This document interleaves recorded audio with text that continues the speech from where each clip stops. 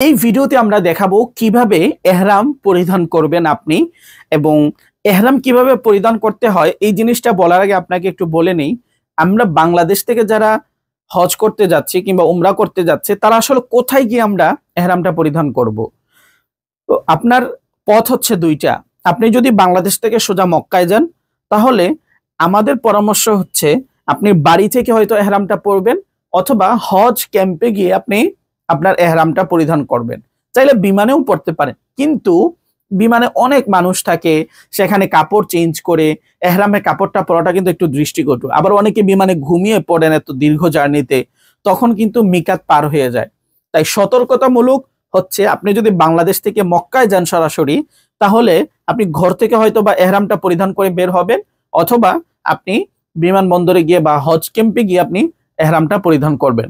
আর যদি আপনি মদিনায় যান, বাংলাদেশ থেকে মদিনায় যান, তাহলে আপনাকে ঘর থেকে, হাজি ক্যাম্প থেকে অথবা বিমানে থেকেও আপনাকে কিন্তু কি করতে হবে না, এহরাম পরিধান করতে হবে না। বরং মদিনা থেকে আপনি যখন মক্কায় যাবেন তখন মদিনা থেকে এহরামটা পরিধান করে আপনি মক্কায় যাবেন।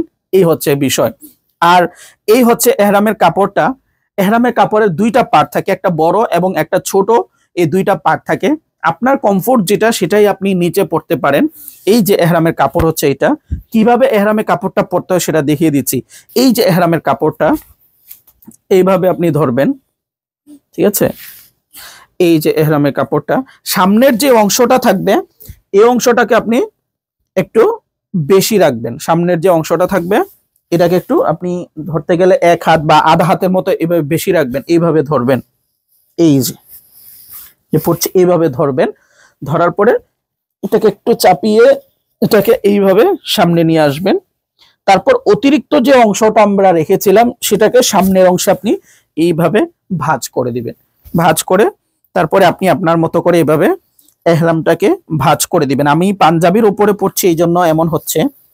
এই যে কিন্তু আমার নিচের অংশের এহরামটা পরা হয়ে গেল আমার।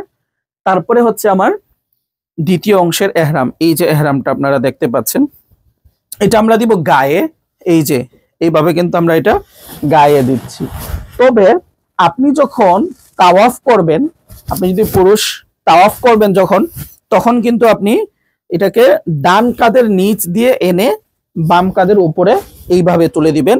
আপনি যখন তাওয়াফ করবেন তখন এইভাবে তাওয়াফটা করবেন। তাওয়াফ শেষ তখন এটাকে ডান কাঁধের নিচ থেকে তুলে আপনি আবার চাদরের মতো করে আপনার গায়ে এইভাবে দিয়ে দেবেন। এই কিন্তু আমার এহরাম পরিধান করাটা হয়ে গেল। আশা করছি এরপর থেকে এহরাম পরিধান করতে আপনার জন্য খুবই সহজ হবে।